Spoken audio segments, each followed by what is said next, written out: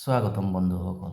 সুখ নাই কত ধৰুৱাৰ, অনুমাত্ৰ সুখ নাই চিৰৰোগীয়া।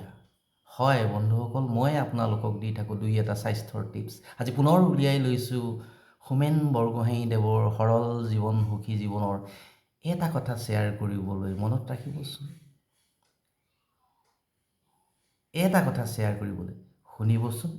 কেনে পালে কমেণ্ট কৰিব, ফ'ল' কৰিব।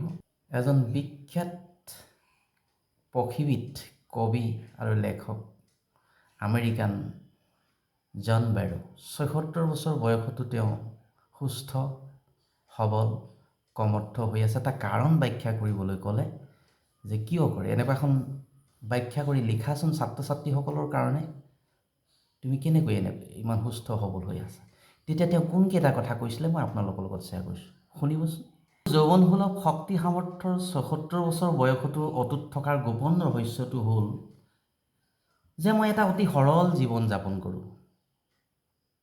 সাধাৰণ আহাৰ, ভাল টোপনি, মুকলি বতাহ, মানুহ আৰু পশু পক্ষীৰ প্ৰতি মৰম, প্ৰকৃতিৰ প্ৰতি প্ৰেম, মানসিক প্ৰফুল্লতা আৰু মই যিখন জগতত বাস কৰোঁ সেইখন লৈ মোৰ সন্তুষ্টি।